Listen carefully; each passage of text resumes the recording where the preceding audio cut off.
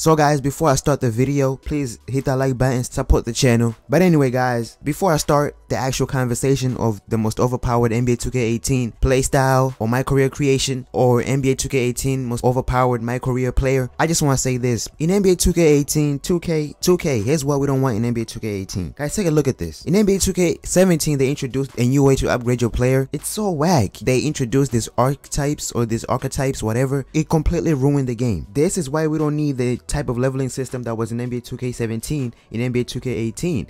Because here's an example, right? So I made an athletic finisher. Now 2K, how does a center with a 94 standing layup have a 66 driving layup? And he's a finisher. This is why the NBA 2K17 archetypes, whatever, they ruined the game. The type of leveling system in NBA 2K17 ruined NBA 2K17. Cause take a look at this, guys. Here is a center that's an athletic finisher. So I was grinding. I'm saying grinding, playing the game. I was in my park almost every single day, playing with my bros. You know how we go. I leveled up my center to like a 94. So I grinded and maxed out my layups. I'd be playing my park on my career and I'm like, yo, I can't even finish. I can't do any driving layups. So I went back and checked and I looked. I got a 94 standing layup and a 66 driving layup. 2K, how does that happen? I'm a finisher. 2K, what does a finisher do? Finish in the paint. Now, how can I finish in the paint with a 66 driving layup?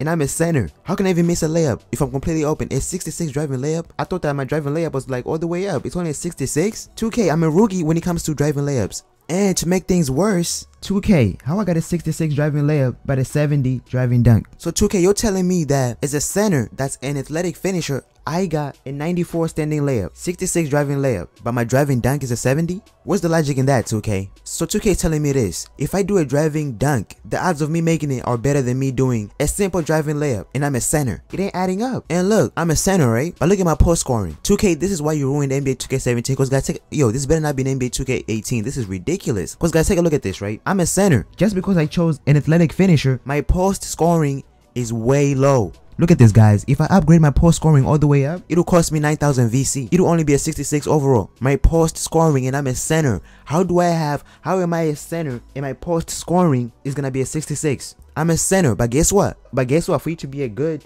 post scorer, you gotta choose a center that's a post scorer. Really, 2K? But guess what? If you choose a center that's a post scorer, guess what? His layups are gonna be way low. You can't even do layups, no nothing. All you can do is just shoot from the post. All you can do is post fadeaways, post hooks. And guys, take a look at one more thing. Look at my agility. It will cost me 40,000 VC to fully upgrade this thing. But guess what? Is it even worth it?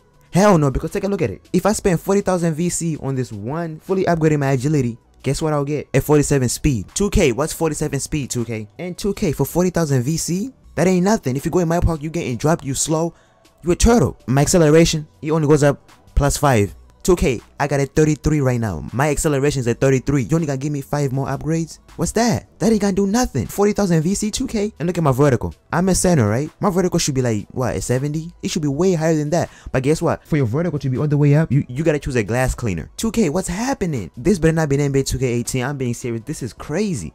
And 2K for 40,000 VC. So guys, now when we look at shooting guards, like look at how 2K messed up. In NBA 2K17, if you choose a sharpshooter, right? Look at your standing layup. You got a 70 standing layup. Driving layup is 68. Better than a center. Better than my center. So 2K, you're telling me that a sharpshooter, a person who only shoots threes, a person who only shoots has a better driving layup than a center. Really, 2K? The driving layup is a 68. 2K, in the NBA, let's take a look at Klay Thompson. So if we take a look at Klay Thompson, he would be the sharpshooter in NBA 2K17. But of course, Klay Thompson got handles. He can drive to the paint.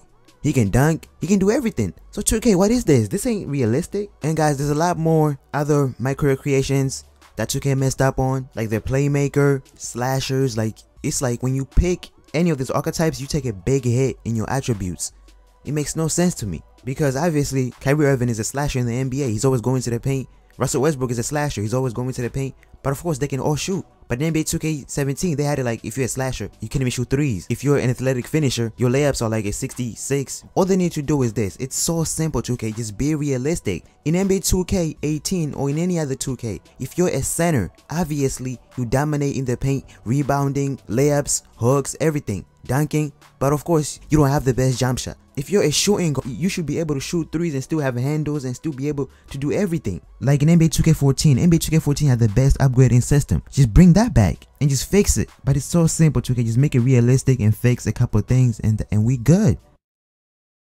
Hey yo guys, welcome back to another NBA 2K video. Guys, can we get this video close to 1K likes? I really appreciate all of you guys' support. But today I want to talk about what will be, or what do you think will be the most overpowered player creation, player class, whatever you want to call it, in NBA 2K18. So drop your answer in the comment section, like how we all got dropped when we first got on my park thinking we were nice, and we got dropped off by someone who just bought VC on the first day. Like, what are we doing here, fam? I remember when NBA 2K17 came out, you get on my park the first day and people already max level. People already 80 overalls. Like, it's only been 1 hour. Like, what's going on? Like, it's only been 2 minutes. Like, people buying VC. Because as soon as we got on NBA 2K17, people had already bought VC. People were already nice the first day. What do you think will be the most overpowered player creation? In NBA 2K17, the most overpowered player creations were the stretch big, sharpshooters, well, before the patch, and the shot creators. Those were the most overused and most over-abused player types. And before we start, I just want to say, in NBA 2K17, I didn't like the whole practice thing. The only thing that was good about it was that if you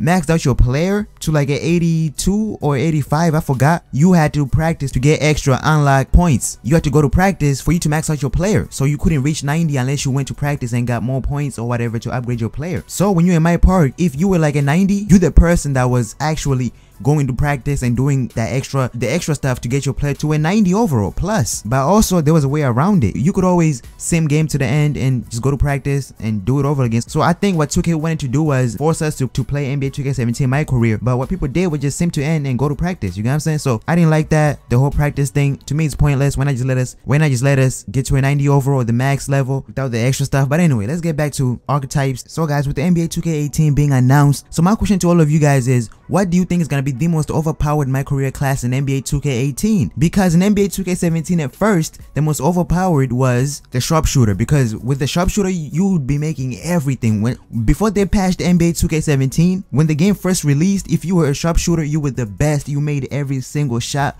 well, almost every single shot. But now it's difficult to even get a shot, to even make threes. But you know, we still got some people that still shoot from half court in my park. But after they patched 2K17 over and over and over and over again, I couldn't even make wide open threes, especially in my park. Because my career, that's different. You can always change the difficulty and all that if you don't like Hall of Fame. When you're in my park, you'd be missing wide open threes. Like, 2K, what's going on? After the patch, before the patch, when NBA 2K17 first released, you'd be making everything. So do you guys think that in NBA 2K18 the sharpshooter is gonna be that overpowered? Like, I'd be in my park, I'd be wide open, because the thing that I hate about 2K is you grind. Like, I was grinding just to get my sharpshooter to like the max level where he can shoot threes. I think the max 3-point rating for the sharpshooter was like a 94. I think it still is. But then if you add the badges, like, I had limitless range, so I could make like fadeaway threes, so everything was dope. But then they patched it and now it's so difficult to even shoot. I feel like I'm Shaq out there, yo, because I've been missing wide open threes and my 3-point is maxed out. But then you got shot creators making everything. Like, yo, they're not even a sharpshooter, fam. Like, but of course 2K is unbalanced. And the other most used and most abused NBA 2K17 archetype, or player type, if you don't know what an archetype is, it was the stretch big, because the stretch big could shoot threes. He could shoot mid-ranges and threes like a sharpshooter. The stretch big was like a center that's a sharpshooter, but he tall as hell. He got KD arms. Like, how you guarding him? And he a center. I don't know. A center that can shoot threes in NBA 2K. Bruh, that ain't, nah, get him out of here, coach. You doing too much. The player types that were least used were like glass cleaners. I mean, the glass cleaners were good if you were running 3-on-3 and you needed a glass cleaner to get the rebounds and everything, to get dirty in the paint. But I mean, he couldn't really do anything else. And we also had the shot creator. I learned my lesson. The first time I got on NBA 2K17, I put on a shot creator. The worst decision of my life, bro. I couldn't shoot threes. All I was just a dude that just goes in the paint or shoots mid ranges. That was boring. I wanted to shoot threes. I wanted to dunk. I wanted to be fast. I wanted everything. But you had to use the playmaker for all of that, because that was the most balanced class. He had everything, but at the same time, with everybody running it, it became overused. You also had a lockdown defender. I mean, all you do is play defense, fam. Get out of here, coach. Then you had a slasher, you know, Kyrie Irving type, but you can't shoot threes. Whack. And you also had a post scorer. All they could do was really get rebounds for you and just shoot mid ranges, shoot hooks, layups, post fadeaways, everything in the post. But I guess all I'm trying to say is NBA 2K17 had about 3 player creations that you could really use. The playmaker, the stretch big, and the sharpshooter. Those were the most overpowered. In NBA 2K18, what do you think will be the most overpowered player types, archetypes, whatever? What do you think will be the most overpowered player type in NBA 2K18? Drop it in the comment section, and I'm out.